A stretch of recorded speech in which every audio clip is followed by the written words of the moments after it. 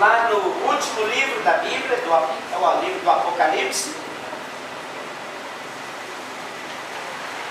Nós vamos ler o capítulo 2, que é onde está localizado as 7 cartas da Ásia.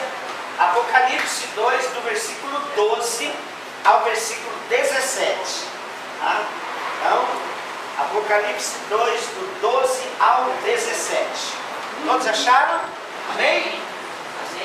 Diz assim a palavra do Senhor a João: e ao anjo da igreja que está em Pérgamo escreve: isto diz aquele que tem a espada aguda de 2 fios: conheço as tuas obras e onde habitas, que é onde está o trono de Satanás, e retens o meu nome e não negaste a minha fé, ainda nos dias de Antipas, minha fiel testemunha, o qual foi morto entre vós, onde Satanás habita.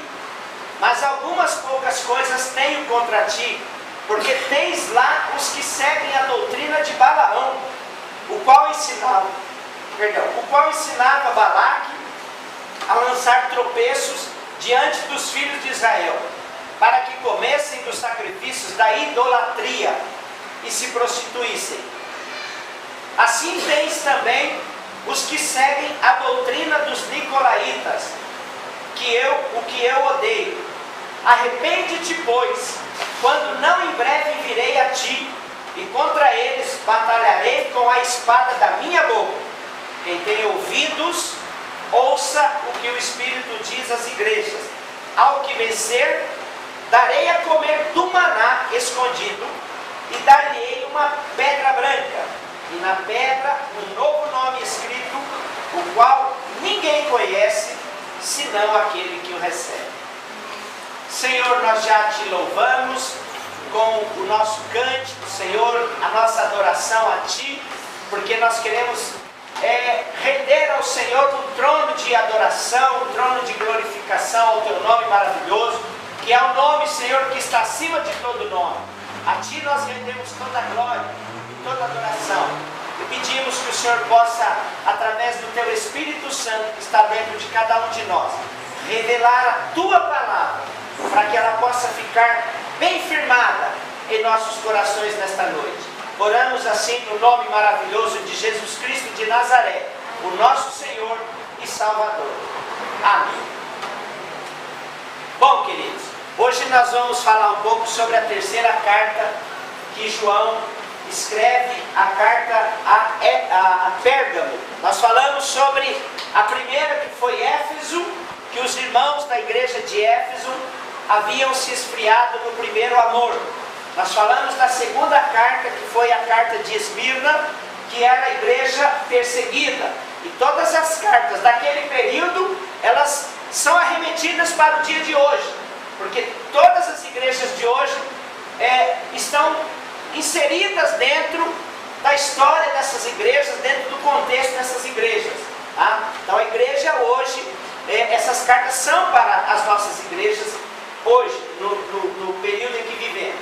E Pérgamo é a terceira carta, a terceira igreja, tá? E Pérgamo é o único local e o único livro no Novo Testamento que menciona esse nome Pérgamo, essa igreja Pérgamo, é o Apocalipse. É nesse texto que você acabou de ler aí, onde é citado esta igreja que ficava em Pérgamo. Tá? Então Deus revela para João no Apocalipse, João escreve aqui. Tá? Pérgamo, com a ajuda daquele período dos romanos, também se tornou um local influente, uma igreja já bastante promissora no Evangelho. E Pérgamo, o local, a cidade, ela havia ganho a sua independência no período já há muitos anos antes de Cristo, lá no ano de 190, depois do período lá dos 400 anos de silêncio, né?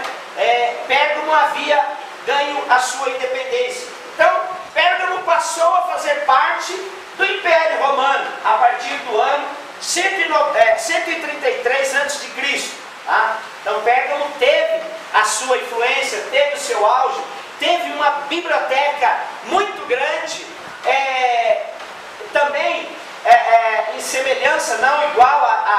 biblioteca que houve em Alexandria, no Egito, mas Pérgamo também teve uma biblioteca muito promissora, tá? E o povo de Pérgamo foi o povo que começou a usar, há muito tempo atrás, as peles dos animais para escrever a palavra, para escrever os escritos, né? De Pérgamo veio também a palavra, derivou também a palavra pergaminho também veio derivado desse nome, tá? Porque usavam-se as peles de animais para se escrever, fazer o pergaminho, que depois substituiu o papiro, tá? Então essa igreja aqui, ela caracteriza a igreja daquele período, que era a igreja do período de um homem chamado Constantino, né? Constantino é o cristianismo que Constantino defendeu, que ele defendia, tinha a ver muito com a fé defendida pelo verdadeiro povo de Deus. Mas dentre estes povos aqui, dentre este povo, muitos que foram batizados naquele período, no período de Constantino, muitas pessoas que desceram as águas do batismo, muitas delas conseguiram abandonar os costumes do evangelho verdadeiro, do evangelho genuíno, e muitos deles começaram a se envolver e a ser direcionados por outras religiões, por outras seitas, que naquele período já era bastante crescente, tá? Então as religiões vinham, traziam seus ensinos, traziam as suas fábulas, e isso acabava entrando dentro da igreja. E Constantino acabou, de uma certa forma, permitindo muito isso. Então a pureza do evangelho genuíno, que Jesus havia ensinado, que Cristo havia ensinado para os apóstolos, que os apóstolos também depois começaram a desenvolver, essa pureza desse evangelho, ela começou a ter uma certa influência de outras religiões. E aí o evangelho foi se corrompendo, a igreja começou a se corromper com falsos ensinos, com falsas doutrinas, que aquelas religiões vinham e traziam para essa igreja. Então nesse período, o cristianismo se tornou a religião oficial daquele Estado romano. E dessa maneira a igreja começou também a se misturar com o mundo, porque isso é fato. A igreja cresce e também crescem-se os escândalos. A igreja, ela se destaca e também se destacam os escândalos. Nós podemos ver nos nossos dias de hoje, a igreja cresceu muito, né? O evangelho se difundiu bastante, mas junto com a igreja verdadeira, junto com o evangelho genuíno, surgiu também muitas coisas ruins, muitas aberrações, tá? E naquele período, em grande parte, o cristianismo, ele submeteu a uma proteção deste imperador, do Constantino, tá? E com isso, a igreja acabou tendo uma proteção do mundo. Ao invés dela ter uma proteção direta de Deus, ela começou a fazer conluios, ela começou a se misturar, ela começou a ser permissiva com muitas coisas, e aquilo foi entrando dentro da igreja, e a igreja em um certo momento ela acabou tendo a proteção do mundo, daquele período, do Império Romano, tá?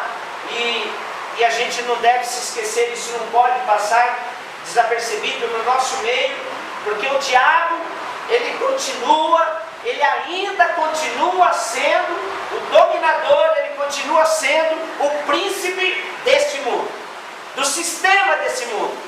Um sistema caído, um sistema maligno, o diabo continua sendo o príncipe, o Deus desse século.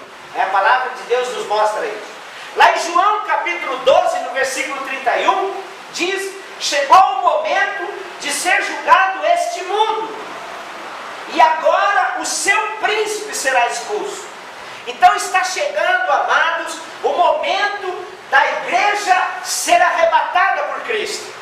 Está chegando o breve momento de Jesus vir e buscar o seu povo, um povo santo, um povo puro, um povo que tenha e viva o evangelho verdadeiro, não aquela igreja misturada ao mundo, mas um evangelho vivo e verdadeiro. Chegou a hora de Jesus vir e buscar a sua igreja. Era isso que estava sendo retratado nestas igrejas, porque se você olhar no próprio livro de Apocalipse, mais à frente, nos capítulos 3, 4 principalmente, Jesus veio buscar a igreja.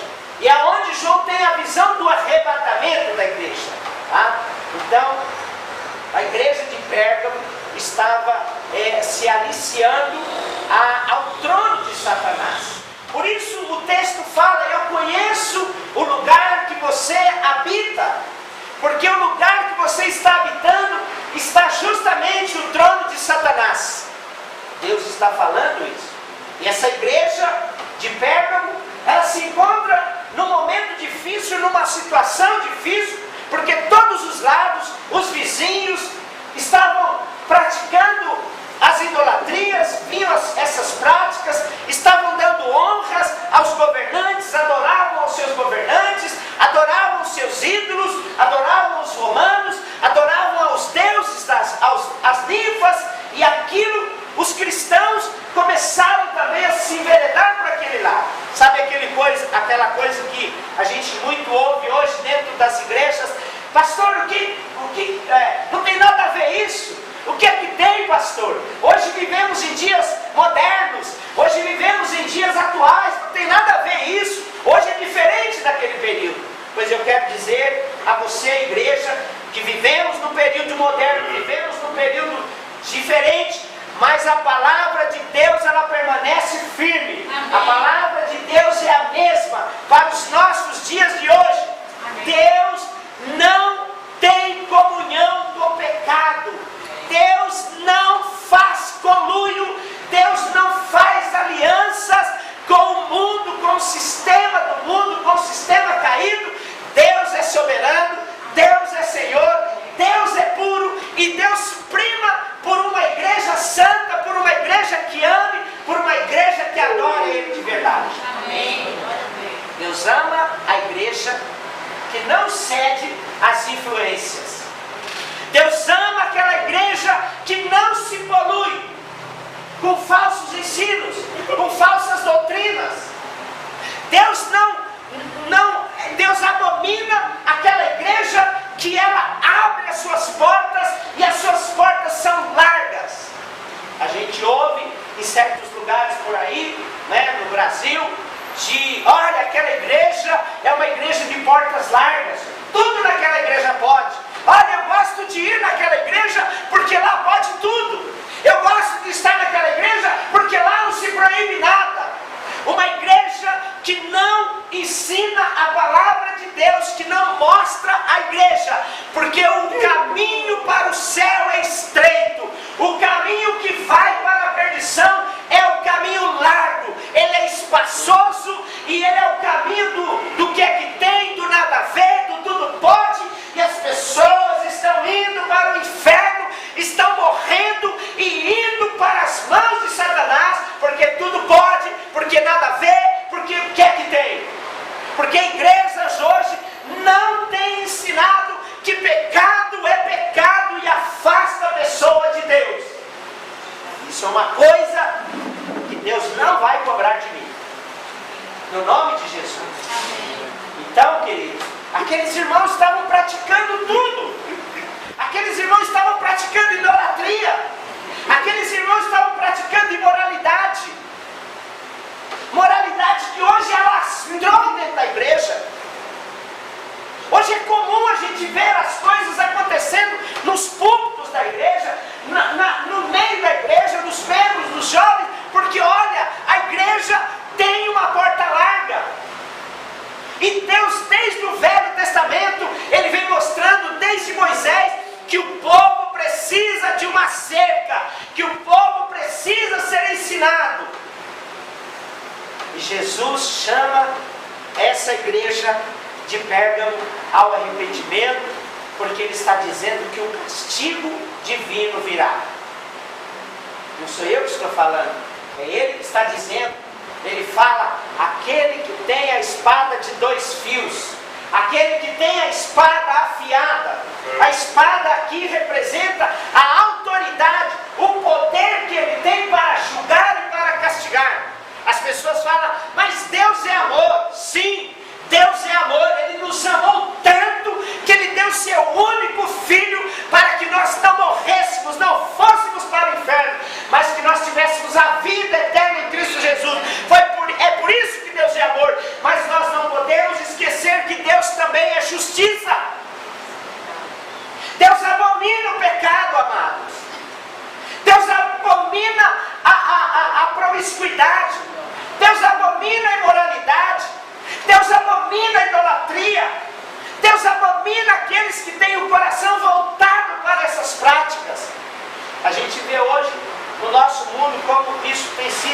uma crescente. Jesus aqui não é um qualquer poder humano. O João está dizendo aqui que Jesus é aquele que tem a espada afiada. É Ele que está segurando a espada. E Ele diz hoje a mim, diz a você: conheço o lugar que você habita, aonde está o trono de Satanás. O que João está dizendo aqui é que essa igreja de Pérgamo, eles eram vizinhos do diabo. Eles estavam andando de mãos dadas com Satanás e achavam que estava tudo bem. Jesus aqui é a figura daquele que está sempre vigiando para ajudar o seu povo. Ele sabia muito bem da circunstância difícil daquele povo, daquela igreja, daquela cidade. Porque aquele local tinha sido um local de dedicação a Roma, a Augusto. E mais tarde levantou-se naquele lugar, foram levantados templos para alguns deuses, para alguns imperadores, como Trajano, como Severo. E além disso, cultos eram feitos a outros deuses, como Zeus, Atena, onde Paulo prega contra a abominação, aqueles deuses, prega um Deus desconhecido. Adoração a Dionísio. Aquele povo cultuava isso, e muita gente hoje tem cultuado líderes, tem cultuado templos, tem cultuado igrejas. E nós encontramos aqui em Pérgamo uma mistura dos poderes do mal, religiões falsas, com o poder aqui no caso do Império Romano entrando dentro daquela igreja. Quando seus vizinhos estavam fazendo sacrifícios aos demônios, os discípulos de Cristo verdadeiramente, eles reconheciam quem era verdadeiramente Jesus. Porque passava-se uma pessoa e dizia: ave César, César é o Senhor. Mas o cristão verdadeiro, genuíno, ele passava e dizia: não, Jesus Cristo é o Senhor. Porque amava-se ao único Deus, a uma única verdade. Paulo diz em 1 Coríntios, no capítulo 10, versículo 19 e 20, que digo, pois, que o sacrificado ao ídolo é alguma coisa, ou que o próprio ídolo tem algum valor? Antes, digo que as coisas que eles sacrificam é a demônios que as sacrificam, e não a Deus. E eu não quero que vos torneis associados de demônios. As pessoas que conservavam o nome do Senhor fielmente, não negavam a sua fé por nada. Mesmo ele diz aqui, ainda nos dias de Antipas, Jesus aqui, que tem a espada de dois fios, ele está elogiando a perseverança do verdadeiro cristão, daquele cristão de Pérgamo, que permaneciam firmes, que permaneciam fiéis a ele, mesmo debaixo de perseguição, eles não negavam a sua fé. A minha fé é uma fé voltada para Cristo, voltada na sua palavra. E a palavra aqui de Deus, revelada aos homens naquele momento, trazia uma transformação poderosa. Hoje não se tem chocado as pessoas com a palavra de Deus.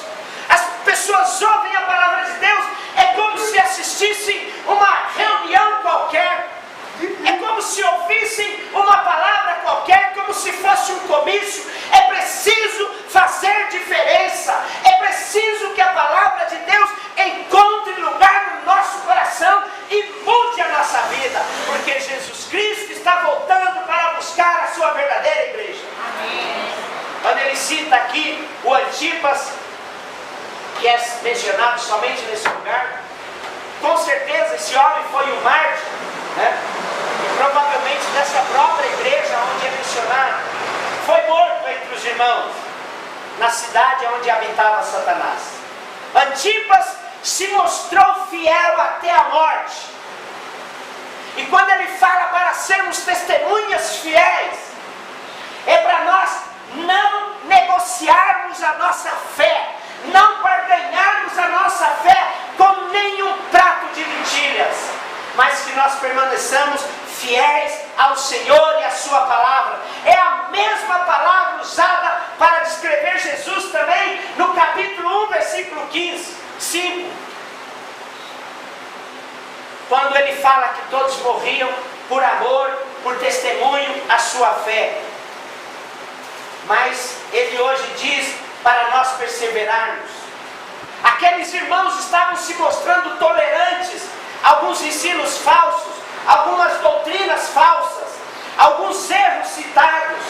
Quando ele fala aqui a doutrina de Balaão, quando ele descreve doutrina de Balaão, ele está se referindo ao Velho Testamento, que você depois pode conferir isso lá em Números, no capítulo 22. No final dos anos de perseguição daquele povo lá no deserto, os israelitas, eles se acamparam ali nas campinas de Moabe, e os moabitas, os medianitas, ficaram assustados. Balaque, que era o rei de Moabe, chamou Balaão para amaldiçoar o povo.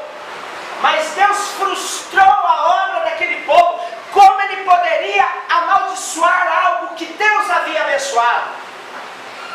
Porque as tentativas dele contra o povo foram frustradas. Porque a mão de Deus estava sobre aquele povo. Balaão desistiu das suas maldições, mas procurou outras maneiras de tentar vencer o povo de Israel. Deu o conselho de convidar aquele povo para participarem de uma festa. E muitos israelitas foram naquela festa. E dentro daquela festa havia imoralidade, havia prostituição, havia idolatria. E como resultado, Deus mandou uma praga que matou 24 mil israelitas. Sabe, irmãos, hoje as pessoas têm trocado Deus por qualquer tipo de festa. Nós falamos domingo aqui da festa do carnaval, a Val da Carne. É um momento em que Deus se entristece muito, porque muitas vidas são ceifadas nesse período. E as pessoas, olha, vamos lá na festa, não tem problema nenhum. O que tem a gente ir na festa? E aí vai, e começa a ser aliciado, e é uma bebida, e é um copo, e é 2 copos, e vai, e o negócio começa a desandar. Quando ele menos vê, ele está aceitando aquilo que o sistema do mundo está oferecendo para ele. Sistema do mundo é maligno, e sistema do mundo é inimizade contra Deus. Não há como agradar a Deus e agradar o Deus desse século. Por isso a doutrina de Balaão, essa doutrina de Balaão foi a doutrina que ele estava ensinando as pessoas a misturar fé no verdadeiro Deus com o culto aos ídolos. Não tem problema você cultuar a Deus, e não tem problema você adorar os ídolos. Não tem problema você ir na igreja, e não tem problema você praticar atos pecaminosos. Não tem problema você ir na igreja e você... Não, irmão. A Bíblia diz em uma outra carta, ou você é quente, ou você é frio. Nós vamos falar sobre isso. E aquele povo estava incentivando o povo a tolerar outras religiões e até participar das idolatrias, da prostituição, com o objetivo de serem aceitos. E também até de evitar perseguições, né? Porque há muitas pessoas que fazem isso. Olha, não pode falar isso, não pode pregar isso, não pode ensinar isso, porque senão as pessoas vão perseguir, alguém vai falar, alguém vai dizer, né? Irmãos, mais vale agradar ao Senhor. Amém? Nós não fomos chamados para agradar as pessoas. Nós somos chamados para agradar aquele que tem a espada de 2 fios nas suas mãos. É Ele que vai julgar. Então essa doutrina foi basicamente igual às ideias atuais que vemos hoje. Aceitação de diversas e diferentes religiões como sendo igualmente boas. Olha, não tem nada. O que tem? A gente ia aqui e ali. A água boa não pode jorrar água suja da mesma fonte. Ou ela é limpa ou ela é suja. O sincretismo é a união. Ou você, ou eu e você somos de Jesus, ou nós somos do mundo. Ou nós somos de Cristo, ou nós somos do diabo. É isso que ele fala da sinagoga de Satanás. Então adore a Cristo. Paulo fala em Gálatas, no capítulo 1:9, assim como já dissemos e agora repito, se alguém vos prega evangelho que vá além daquele que vocês já receberam, essa pessoa seja amaldiçoada, seja anátema. Sabe, queridos?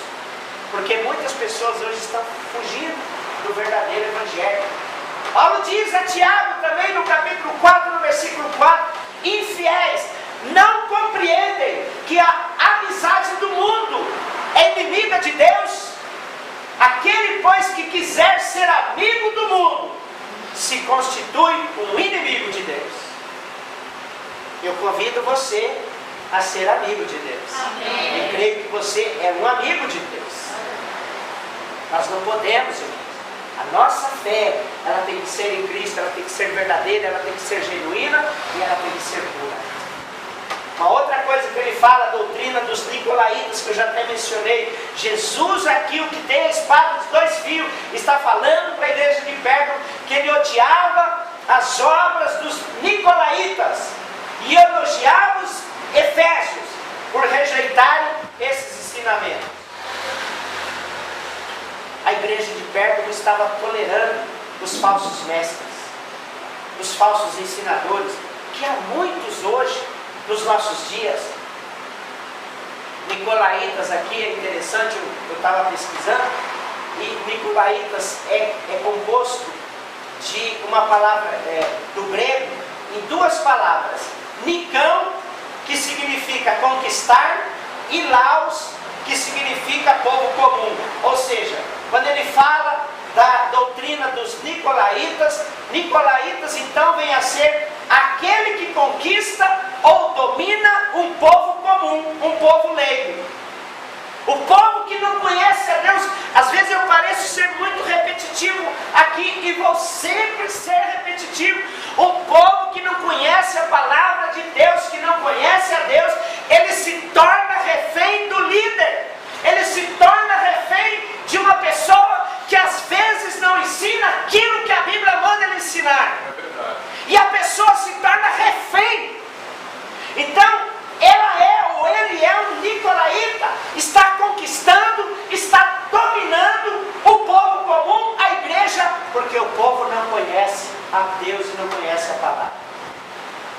A conduta aqui dele se elevar, os nicolaítas se elevarem acima dos crentes comuns, uma classe aí mais baixa, a Bíblia está dizendo que Deus detesta. É algo que Deus estava repugnando. Deus condena a tolerância às falsas doutrinas, o ensino errado. E hoje em dia nós vemos como os homens valorizam tanto essas coisas, preferem correr atrás daquilo que é vento, ao invés de correr através daquilo que é firme, que é rocha. Tá? Valorizam tanto a unidade entre pessoas, dentro de uma congregação, ou até em congregações diferentes, só que estavam desvalorizando a doutrina de Jesus Cristo. Estavam tolerando esses falsos ensinamentos. Queridos, nós temos dito aqui, vamos estudar a palavra, vamos amar a Jesus amando a sua palavra, vamos conhecer a verdade, porque é só ela que nos liberta, é só ela que nos traz alegria, tá? É só ela que nos traz vida. Uma igreja precisa servir Jesus e rejeitar os falsos ensinos, os falsos mestres que vêm com ensinamentos, com demagogias, com ensinos errados, porque isso é do Velho Testamento, porque isso não é do dia de hoje, porque o contexto ali é diferente. Nós temos que olhar que a Bíblia, ela ensina ela mesma. A Bíblia explica ela própria. É uma das regras da hermenêutica, para quem estuda hermenêutica. A Bíblia explica ela própria. Ela é a vida de Deus. ela é o conhecimento de Deus. Por isso ele diz aqui, arrependam-se, senão contra esta igreja, contra este povo, eu vou lutar, eu vou combater. Há um arrependimento exigido aqui para esta igreja, porque ela estava tolerando isso. Os professores aqui das doutrinas de Balaão e dos nicolaítas precisariam se arrepender também. Precisariam se arrepender, porque senão eles seriam rejeitados. Uma igreja que tolera esses ensinos errados, esses ensinos falsos, ela se torna cúmplice do pecado. E hoje, irmãos, as pessoas não querem ir para uma igreja onde prega a palavra de Deus. Elas querem ir para uma igreja onde fala de prosperidade. Elas querem ir para uma igreja onde fala que você vai trocar o seu carro em 2 meses. Elas querem ir para uma igreja onde fala de cura. Elas querem ir para uma igreja onde o apóstolo vai lá em Jerusalém buscar água do Rio Jordão e vender para o povo. Elas querem ir para uma igreja onde são templos suntuosos, onde não se precisa fazer esforços, onde não se precisa pagar um preço.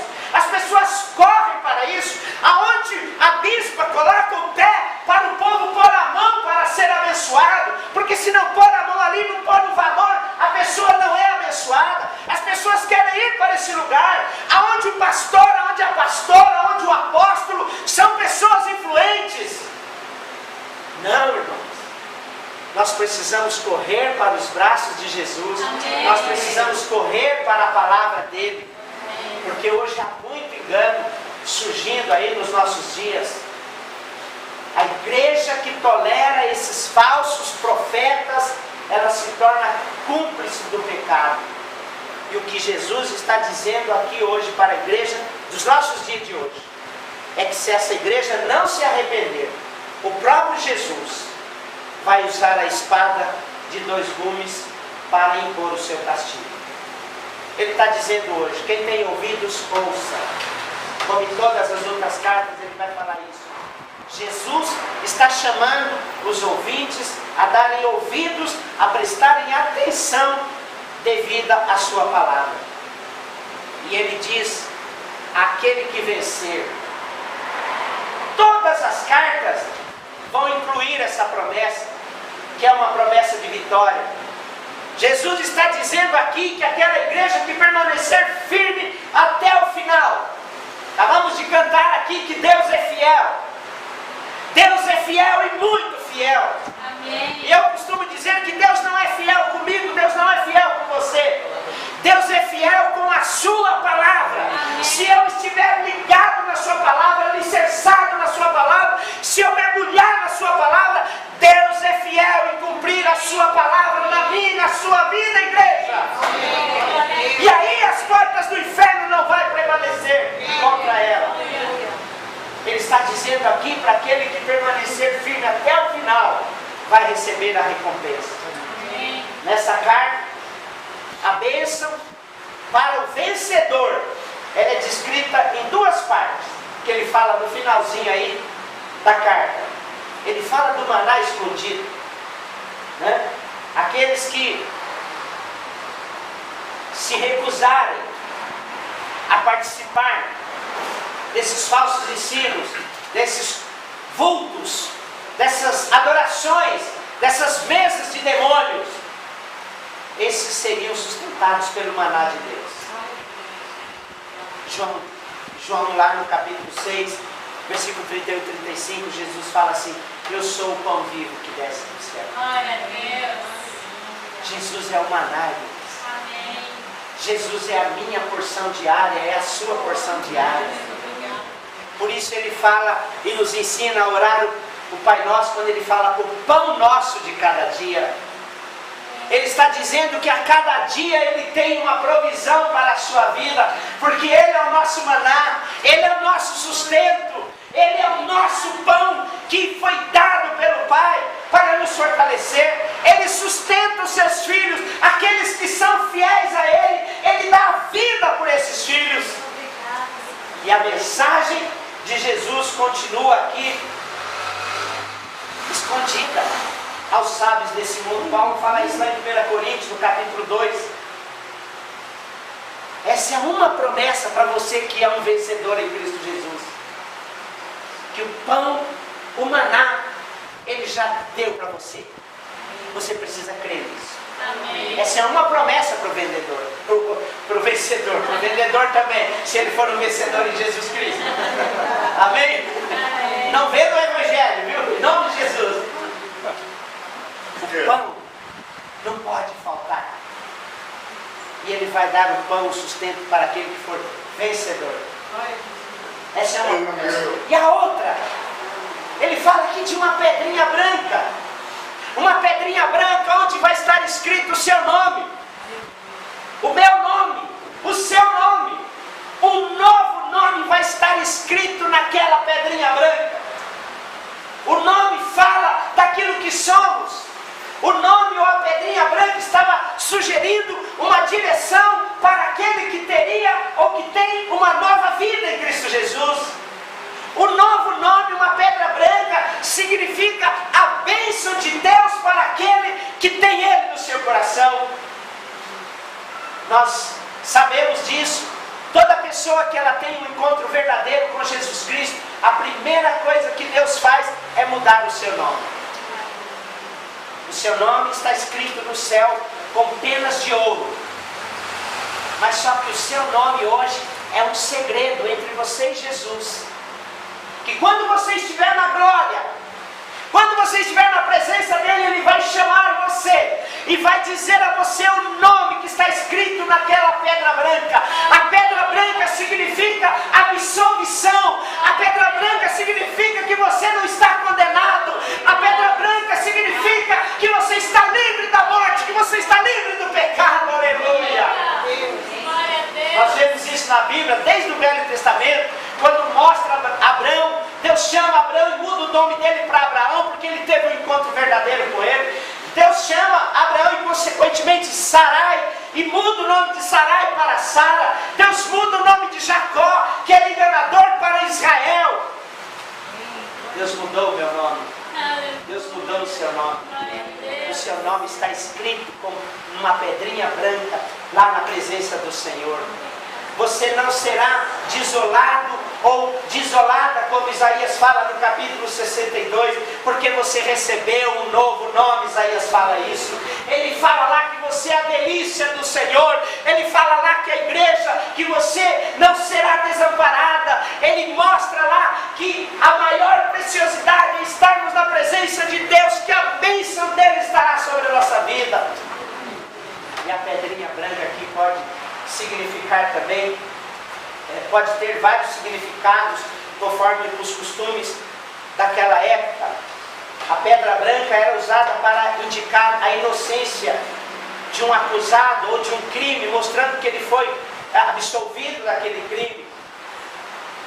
Eu quero dizer a você, você não era um criminoso, mas você estava condenado. Eu estava condenado. E quando eu recebi Cristo Jesus na minha vida, eu recebi um novo nome. E essa pedra branca significa que eu estou livre, que eu não tenho mais condenação sobre a minha vida. Essa pedra branca mostra que todos os fiéis serão inocentados diante de Deus. Os escravos recebiam uma pedra branca para mostrar que eles agora tinham cidadania, que eles eram fiéis e que eles não eram mais escravos. Pedras brancas foram usadas pelos romanos como um tipo de ingresso em certos eventos. Isso é maravilhoso, porque Jesus te convidou para o maior evento da face da terra.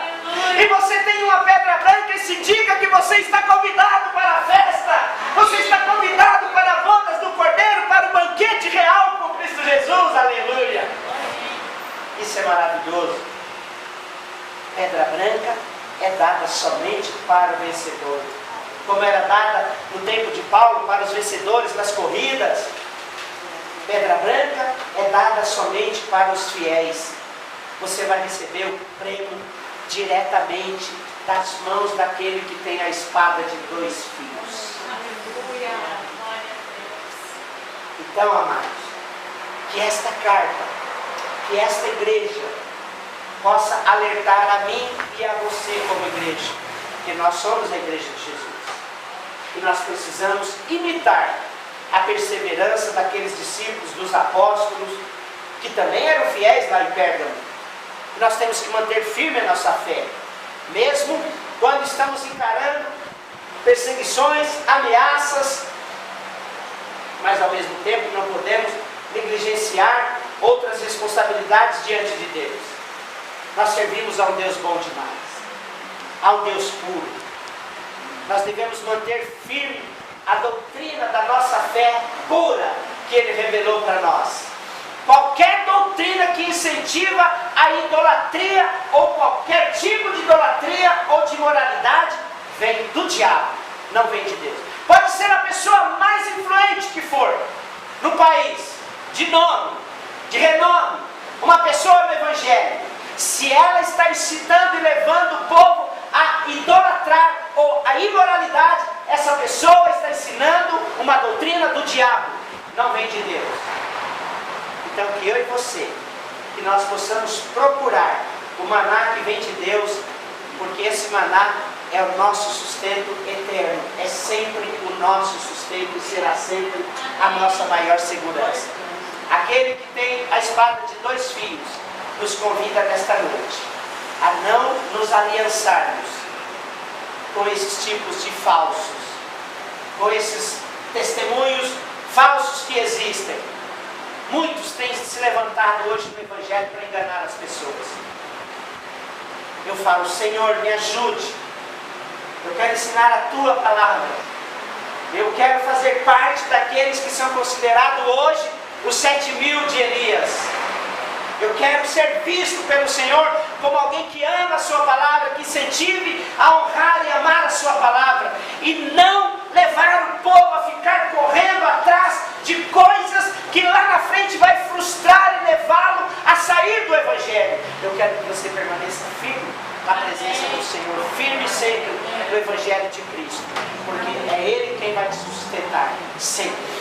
Então esta igreja de Pérgamo nos leva a observar o cuidado que nós precisamos ter com relação aos ensinos, a quem nós pedimos para orar, aonde nós pomos a nossa cabeça, aonde nós entramos, aonde nós vamos, porque há muitas pessoas se tornando reféns de outros por não conhecerem a palavra de Deus. Conhecereis a verdade, e a verdade vos libertará. Jesus é a verdade. Amém, queridos? Feche os seus olhos em nome de Jesus.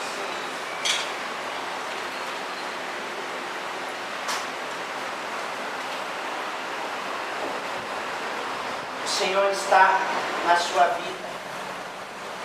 E Ele te ama muito porque você é precioso, é preciosa aos olhos dEle. E o Senhor nesta noite está dizendo a mim e a você. Está perguntando a mim e a você: o que nós temos idolatrado? Como tem sido a nossa vida diante dele, do seu altar? Olhe para Ele, porque é Ele quem vai te galardoar, é Ele quem vai te presentear. Que esse alerta a esta igreja de Pérgamo nos leve a viver uma vida ainda mais próximo de Deus. Porque, irmãos, os dias são maus e nós precisamos correr para os braços do Senhor. Pai, no nome de Jesus, que o Senhor possa trazer, ó Deus, esse ensino revelado no nosso espírito, Pai, para que nós possamos nos afastar de tudo aquilo que é errado. Senhor, nós não queremos fazer porque todo mundo faz. Nós não queremos falar porque todo mundo fala. Nós não queremos ter porque todo mundo tem. Nós não queremos pegar porque todo mundo pega. Nós não queremos ouvir porque todo mundo ouve. Nós não queremos ir porque todo mundo vai. Não queremos estar porque todos estão. Senhor, nós queremos que o Senhor olhe para nós, para o nosso coração, e encontre um lugar para o Senhor morar. Que o Senhor encontre no nosso coração um lugar agradável, Senhor. Que o nosso coração possa chamar a Tua presença, a Tua atenção, Pai. No nome de Jesus, por favor, Pai, que nós possamos correr para os Seus ensinos, os ensinos da Tua palavra, porque eles são duradouros e permanentes. Nos ajude, ó Pai. Nos abençoe como igreja enquanto vivemos aqui nesta terra. Que nós possamos desfrutar do melhor do Senhor e da Tua presença, Pai. Eu quero profetizar isto para esta igreja, para que ela possa ser uma igreja firmada no Senhor. Que seja assim, Pai, para a glória e para a honra do Teu nome, o nome de Jesus, o nosso Senhor e Salvador. Amém.